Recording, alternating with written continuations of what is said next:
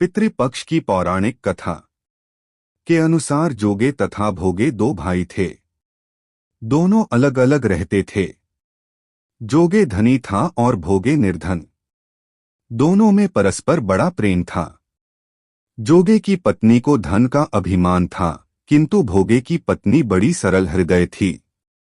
पितृपक्ष आने पर जोगे की पत्नी ने उससे पितरों का श्राद्ध करने के लिए कहा तो जोगे इसे व्यर्थ का कार्य समझकर टालने की चेष्टा करने लगा, किंतु उसकी पत्नी समझती थी कि यदि ऐसा नहीं करेंगे तो लोग बातें बनाएंगे।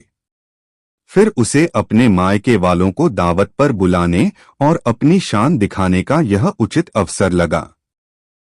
वह बोली, आप शायद मेरी परेशानी की वजह से ऐसा कह रहे हैं, किंतु इसमें मुझे कोई परेशानी नहीं होगी। मैं भोगे की पत्नी को बुला लूंगी, दोनों मिलकर सारा काम कर लेंगी। फिर उसने जोगे को अपने पीहर न्योता देने के लिए भेज दिया। दूसरे दिन उसके बुलाने पर भोगे की पत्नी सुबह सवेरे आकर काम में जुट गई। उसने रसोई तैयार की, अनेक पकवान बनाए, फिर सभी काम निपटाकर अपने घर आ गई। आखिर उसे भी तो पितरों का श्राद्ध तर्पण करना था। इस अवसर पर न जोगे की पत्नी ने उसे रोका न वह रुकी। शीघ्र ही दोपहर हो गई। पितर भूमि पर उतरे। जोगे भोगे के पितर पहले जोगे के यहाँ गए तो क्या देखते हैं कि उसके ससुराल वाले वहां भोजन पर जुटे हुए हैं। निराश होकर वे भोगे के यहाँ गए। वहां क्या था? मात्र पितरों के नाम पर अगियारी दे दी गई थी। पितरों ने उसकी राख चाटी और भूखे ही नदी के तट पर जा पहुंचे। थोड़ी देर में सारे पितर इकट्ठे हो गए और अपने अपने यहाँ के श्राद्धों की बढ़ाई करने लगे। जोगे भोगे के पितरों ने भी अपनी आपबीती सुनाई।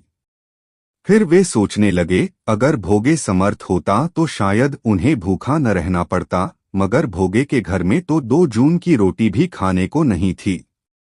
यही सब सोचकर उन्हें भोगे पर दया आ गई। अचानक वे नाच नाच कर गाने लगे, भोगे के घर धन हो जाए, भोगे के घर धन हो जाए। सांझ होने को हुई।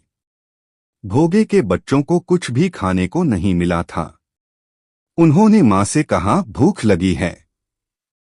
तब उन्हें टालने की गरज से भोगे की पत्नी ने कहा, जाओ, आंगन में हौदी औंधी रखी है, उसे जाकर खोल लो और जो कुछ मिले बांटकर खा लेना। बच्चे वहां पहुंचे तो क्या देखते हैं कि हौदी मोहरों से भरी पड़ी है।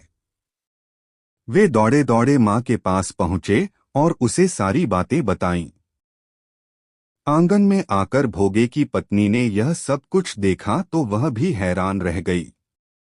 इस प्रकार भोगे भी धनी हो गया, मगर धन पाकर वह घमंडी नहीं हुआ। दूसरे साल का पितृपक्ष आया।